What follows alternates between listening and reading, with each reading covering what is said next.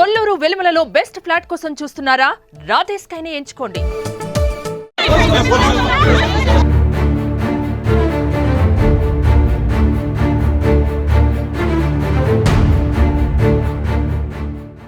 ఇప్పుడు పోయి చూసొచ్చాను నా పిల్ల.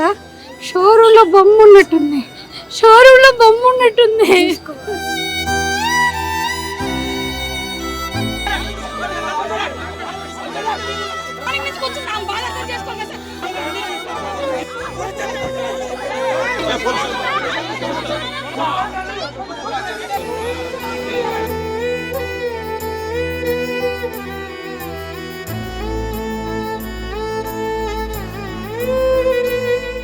నా బిడ్డ నీ కాళ్ళు పట్టుకుని మధ్యలో నన్ను అంతగానం కఠినం చేయాల్సిన అవసరం ఏముంది? వాచుపల్లిలోని ఎస్ఆర్ గాయత్రి కాలేజీలో ఇంటర్మీడియట్ చదువుతున్న పూజిత అనే అమ్మాయి ఒక రకంగా చెప్పాలంటే సస్పీషియస్ డెత్. తను సూసైడ్ చేసుకుందని వీళ్ళకి తెలియడానికి కూడా చాలా టైం పట్టింది పేరెంట్స్కు. ముందు కాలేజీ వాళ్ళు బాత్రూంలో పడిపోయింది జారి రండి అని చెప్పి ఫోన్ చేశారంట. తెలిసిన తర్వాత వచ్చాక వాళ్ళు కాదు సూసైడ్ చేసుకుందని చెప్తున్నారంట.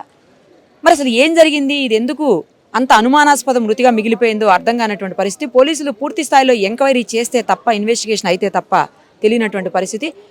మొత్తం కుటుంబం అంతా కూడా ఈరోజు గాంధీ హాస్పిటల్ మార్చురీ దగ్గర కంటికి మింటికి ఏకదాటిగా ఏడుస్తూ ఉన్నారు. వాళ్ళ సిస్టరు వాళ్ళ పేరెంట్స్ కూడా ఇక్కడే ఉన్నారు. ఒక్కసారి అసలు ఏం జరిగిందో మాట్లాడదాం వాళ్ళతోటి. అమ్మ, ఏం జరిగింది? మీరు వాళ్ళ సిస్టరా? పూజితకి ఏమైంది? అసలు మీకు ఏమని కాల్ వచ్చింది? తను ఎలాంటి స్టూడెంట్, అంటే బాగా చదువుతుందా, ఎలా చెప్పండి అసలు. తను డల్లరే అండి. ఓకే, డల్లరే, చదవదు. మార్నింగ్ 9:30కి అట్లా కాల్ చేసి మీ పాప కింద పడ్డది, ఇట్లా హాస్పిటల్ తీసుకెళ్ళినాం, మమతాకి తీసుకెళ్తే అక్కడ కాదని చెప్పేసి గాంధీకి తీసుకెళ్ళిర్రు, అక్కడికి వెళ్ళండి మీరు అని చెప్పిర్రు. సరే అనేసి మేము స్టార్ట్ అయినాం. మేము బయటకు వచ్చేసినాం. ఆటో ఎక్కడానికి వచ్చినప్పుడు మళ్ళీ కాల్ చేసి ఏమన్నా సీరియసా మేడం చెప్పండి ఏమన్నా అంటే, సీరియస్ అంటే మీ పాప హ్యాంగింగ్ చేసుకుంది అని చెప్పారు మేడం. చేసుకుంది అట్టుంది. ఆమంతా కూల్ గా మాట్లాడింది, ఏం తెలియనట్టు మాట్లాడింది. చాలా అంటే చాలా కూల్ గా మాట్లాడింది. ఆమెకి ఏం తెలిసి తెలియనట్టు మాట్లాడింది. ప్రిన్సిపల్, మా కాలేజ్ ప్రిన్సిపల్ నిరుపమారెడ్డి మాట్లాడింది. ఇట్లా హ్యాంగింగ్ చేసుకున్నట్టుంది అని చెప్పిర్రు. ఆమె ఆల్రెడీ మమతాలోనే చనిపోయింది. కానీ మాకు ఇన్ఫర్మేషన్ లాస్ట్ ఎప్పుడు మీతో మాట్లాడింది? తను ఏమన్నా కంప్లైంట్ చేసింది అంటే కాలేజ్ వాళ్ళు చదవట్లేదని తిడుతున్నాను అట్లా ఏమైనా కంప్లైంట్లు ఏమైనా చేసిందమ్మా? నాతో ఏం మాట్లాడేది. మా ఫాదర్కి కాల్ చేసిందంట. కాల్ చేసినా కానీ ఇట్లా ఏం చెప్పలేరు, ఇట్లా చేస్తున్నారు డాడీ, ఇట్లా అన్నారు డాడీ అనేది ఏం చెప్పలే. ఎప్పుడు వస్తున్నావు నాన్న అని జస్ట్ అడిగింది అంతే.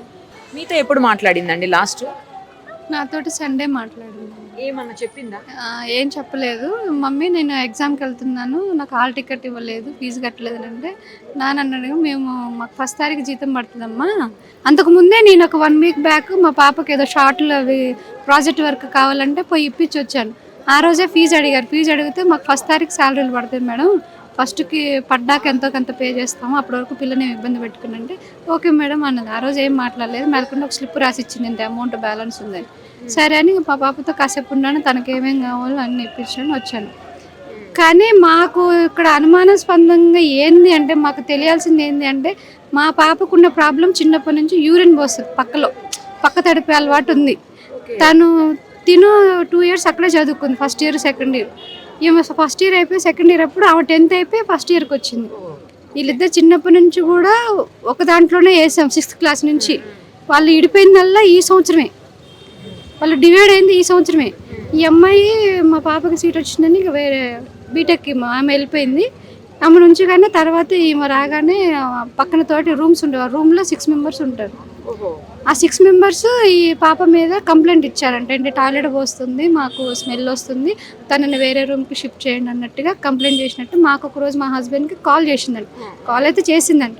చేసి ఇట్లా శ్రీను ఇలా పాప యూరిన్ వేస్తుందని కంప్లైంట్ చేస్తున్నారు, మరి బెడ్ మారుస్తుందామంటే సరే మేడం వేరే పక్క రూమ్లోనే అటువైపు ఉన్న పిల్లలు తక్కువ ఉన్నారు అడిగి వాళ్ళ ఫ్రెండ్స్ కాడ ఎక్కడన్నా వేయండి మేడం అని అన్నారు. ప్రతి ఒక్క కాల్ రికార్డ్ ఉంది మాది. అన్న తర్వాత సరే మా పాప కూడా ఇంతవరకు రూమ్ మార్చిన విషయం అయితే చెప్పలా. మా పాప చెప్పలేదు, వీళ్ళు చెప్పలేదు. ఆ రోజు మేడం ఫోన్ చేసినది మా వారికి చేసింది అంతేగాని మాకైతే తెలియదు. అంతకుముందు మా పాపలు ఉన్నప్పుడు సెకండ్ ఫ్లోర్లో ఇలాగే మంచిగా ఎదురుగా కనపడతా ఉండేది. ఈమె ఉన్నప్పుడు ఒకసారి వెళ్ళి చూసాను నేను. ఈమె మా పాప ఉన్నప్పుడు ఒకసారి వెళ్ళి చూసా, అమ్మ స్వీటీ నీట్గా బట్టలు పెట్టుకోవట్లేదు రా అమ్మ ఒకసారి చూద్దాం అంటే మమ్మల్ని ఎలా చేయరు, పేరెంట్స్ని ఎలా చేయరు. ఆ రోజు బతిలాడే మేడం ఒకసారి రూమ్ సర్ది వస్తాను, పిల్లల బట్టలు అవి ఏమేమి ఉన్నాయో లగేజ్ తీసుకోవడానికి. అంటే పోయిన ఎండాకాలం అయిపోతున్నాయి కదా లగేజ్, అన్నీ ఒక్కసారి మేము తేలేమమ్మా, లగేజ్ తీసుకొని పోదురా కొన్ని అంటే ఆ రోజు నేను దాని గురించి రూమ్కి వెళ్ళి ఆ రోజు చూసాను నేను రూము. వాళ్ళు చదువుతున్న ఈ 4 ఏళ్లలో నేను కాలేజ్కి వెళ్ళింది, రూమ్లోకి వెళ్ళింది ఆ రోజు. ఈ పాప లగేజ్ తేయడానికి పోయిన రోజు చూశాను. మళ్ళీ ఈ రూము మార్చింది అయితే చూడలేదు. ఆ రూమ్ అయితే మేడం 4th ఫ్లోర్లో ఒక మూలకి ఒక స్టోర్ రూమ్ లాగా ఉంది. అది దాంట్లో క్లీనింగ్ లేదు, ఒక్కటే ఉంది, ఒక బూత్ బంగ్లా ఉన్నట్టే ఉంది. రూమ్ కూడా వీడియో తీసినాం మేడం మేము. రూమ్ కూడా క్లీన్ చేయక చాలా డేస్ అవుతుంది. అది మేము అడిగాము రూమ్ ఎందుకు క్లీన్ చేయట్లేదు, ఇంత డస్ట్ గా ఒక 4-5 నెలల నుంచి వాడకపోతే పాడుబడ్డ ఇల్లు మనం ఎలా ఉంటుందండి, అలా ఉంది ఆ రూమ్. ఏంటి మేడం ఇలాంటి రూమ్లో మా పాప ఎట్లుంటుంది ఏంటంటే మీకు చెప్పానన్నది మేడం, మీ పాపని అడిగా, మీ పాప మీరు మా పేరెంట్స్ ఒప్పుకున్నారని అన్నారు అని. మాకైతే తెలియదమ్మా మా పాపని అసలు ఈ రూమ్లో ఎందుకు వేసారు, అసలు అట్లా వేసారు, అసలు ఎట్టుంటుంది మా పాప ఈ రూమ్లో అంటే మాకు తెలియదు మేడం, మీ పాప ఇక్కడే ఉంటుంది మీరు ఒప్పుకున్నారని అన్నారు, అందరికీ తెలుసు మీ పాప ఇక్కడ ఉంటుంది అన్నారు. రూమ్ క్లీనింగ్ లేదు. పాప ఇంకొకటి ఫ్యాన్కు ఊరేసుకుంది అన్నారు. అక్కడ ఊరేసుకున్న ఆనవాళ్ళు అయితే మేము పోయేలోపు ఏం లేదు. నిజంగా మా పాప సూసైడ్ చేసుకుంటే మేము పోయిందాక ఉంచాలి కదా, తాడు అవన్నీ అలాగే ఉంచాలి కదా.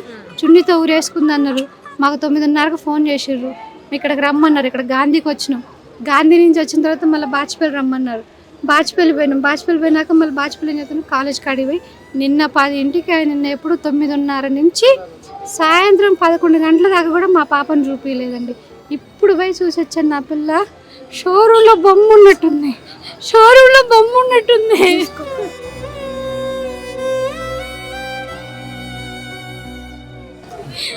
అమ్మాయి ఊరేసుకుంటే ఇక్కడ దాకా ఉంటాయి ఆ ఘాట్లు, చున్నీతో వేసుకుంటే అట్లుండవు కదా, ఇలా ఉన్నాయి. ఈ నుంచి ఇక్కడ దాకా మన ఒక కడ్డీ కాల్చి వాత పెడితే ఎట్లుంటది అట్లుంది. ఇక్కడ నుంచి ఇక్కడ దాకా వేసుకున్న వాళ్ళ చేతులు ఇట్లా స్ట్రైట్ గా ఉండాలి. కానీ మా చెల్లిది ఒకటి పొట్ల మీద ఒకటి ప్లేన్ గా ఉంది, ఇట్లా పడుకుంది. నోరు కూడా ఏం ఓపెన్ కాలేదు, ఎంత నార్మల్ స్నానం చేసి రెడీ అయి పడుకున్నట్టుంది మా పాప. అంతే. ఇప్పుడు మేము ఎట్లా నమ్మాలి, మా పాప ఊరేసుకుందని మాకు నమ్మకం లేదు. ఇప్పుడు ఈ బాడీని చూసినాక మాకు అస్సలుకే నమ్మకం లేదు. మా చెల్లె చేసుకుందని వాళ్ళ కాలేజ్ వాళ్ళే చేసిరని ఇప్పుడు మాకు 100% తెలుస్తుంది. వీళ్ళు చెప్పేదానికి ఇక్కడ జరిగిన దానికి చాలా తేడా ఉంది. మేము నిన్న పిల్లల్ని ఎంక్వైరీ చేస్తే తెలిసింది ఏంటంటే మా పాప చాలా చలాకీ పిల్లండి. చిన్న పెద్ద తేడా లేకుండా అందరితో చలాకీగా మాట్లాడుతుంది. క్యాంటీన్లో ఫుడ్ వడ్డించే వాళ్ళు ఉంటారు కదా, వాళ్ళతో కొంచెం మంచిగా మాట్లాడేదంట. ఎవరో గిట్టని వాళ్ళు ఉన్న వాస్తవం చెప్తుందని, నేనైతే అబద్ధం చెప్పట్లేదు. నా పిల్లల మీద ఒట్టు. ఆమె ఇట్లా చేస్తుంది, మాట్లాడుతుంటే వేరే వాళ్ళకి నచ్చక ఎవరో పోయి ప్రిన్సిపాల్కి కంప్లైంట్ ఎవరో కూడా మాకు తెలియదు. కంప్లైంట్ ఇస్తే పాపను ఒకసారి తిట్టినట్టు. నిన్న ఆ పిల్లల్ని మేము ఎంక్వైరీ చేస్తే ఆ పిల్లలు చెప్పటం, 6గురిని పిలిచి 6గురిని ఎంక్వైరీ చేస్తే అదే మాకు అర్థం కాలేదు. మాట్లాడితే తప్పేంటి, సరే తిట్టిన కానించి వాళ్ళతో మాట్లాడటం కానీ వాళ్ళ కాడికి పోవటం కానీ అలాంటివి ఏం చేయలేదంటే ఇప్పుడు మళ్ళీ ఆ పిల్లలే చెప్తున్నారు. అది ఎప్పుడు స్టార్టింగ్లో మా పాప వెళ్ళిపోయినాక మళ్ళీ కాలేజ్ ఇప్పుడు సెకండ్ ఇయర్ స్టార్ట్ అయింది కదా, అప్పుడు జరిగితే అప్పుడు తిట్టిన తర్వాత ఇప్పుడు మేము వెళ్ళినప్పుడు చెప్తుంటాం, అడుగుతుంటాం మా పాప మంచి చదువుకుంటుందాం మేడం, ఏదన్నా చెప్పిన మాట విన్నపోతే మాకు చెప్పండి, కొంచెం గదవండి అని మేము కూడా చెప్తుంటాం కదా. మేము సరే అట్లనే గదివిందేమో అనుకున్నాం ఫస్ట్ మేము. తర్వాత మాకు ఆ గదివింది కూడా చెప్పలేదు మా పాప, మేడం ఇలా తిట్టిందమ్మా వాళ్ళతో మాట్లాడుతుంటే అని. సరే అది కూడా చెప్పలేదు. మొబైల్స్ ఉండవు వాళ్ళకి, ఒక కాల్ కార్డు ఉంటుంది. ఆ కార్డు వాళ్ళు స్నాక్స్కి దిగినప్పుడు వాళ్ళకి టైం ఉన్నప్పుడు, ఇంకా వీక్లీ 1 టైం మనం సండే అయితే పక్కా చేస్తుంది. సండే మేము ఇద్దరం ఇంట్లో ఉంటాం కాబట్టి సండే నాతో మాట్లాడుతూ వాళ్ళ నాన్నగారితో మాట్లాడుతుంది. నేను ఆఫీస్లో ఉంటే నాకు ఫోన్ ఉండదు, వాళ్ళ నాన్నగారికి ఫోన్ చేస్తుంది. అది నేను మళ్ళీ ఈ ఎవరో పోయి చెప్పిరంట మేడం, ఆ ఎవరో కూడా మాకు తెలియదు, ఆ ఎవరో తెలియాలి. ఆ ఎవరో పోయి మా పాప వద్దంటున్నా కూడా మళ్ళీ వాళ్ళతోటి మాట్లాడుతుంది మేడం అని. ఆ మాట్లాడిన వాళ్ళని కూడా వేరే క్యాంపస్ కి షిఫ్ట్ చేసిరంట కూడా. అది అయిపోయిన తర్వాత మీ నాన్నకు చెప్తాను, మీ వాళ్ళకి చెప్తానంటే నా కూతురు అంత తప్పేం చేసింది. నా కూతురు కాళ్ళు పట్టుకొని బతిలాడిందంట. నాకు ఇప్పుడు తెలుస్తుంది అమ్మో ఎన్నో కాళ్ళు పట్టుకొని బతిలాడు. మా నాన్నకి చెప్తున్నాడు, మా నాన్నతో నేను మా నాన్న ఫేస్ చేయలేను, మా నాన్నకి ఏం చెప్పొద్దు మేడం అని అన్నదంట. మరి అంత తప్పు చేసింది నీ కూతురు ఇట్లా తప్పు చేసిందని మాకు చెప్పొచ్చు కదా, ఏదన్నా ప్రూఫ్ ఉంటుంది కదా, ఏదన్నా చూపించచ్చు కదా. నా బిడ్డ నీ కాళ్ళు పట్టుకుని బతిలాడి నన్ను అంతగానో కఠినం చేయాల్సిన అవసరం ఏముంది. ఇలా నా బిడ్డ పోయింది, తీసుకురావే దొంగ ముండ, తీసుకురావే ఇవాళ నా బిడ్డను.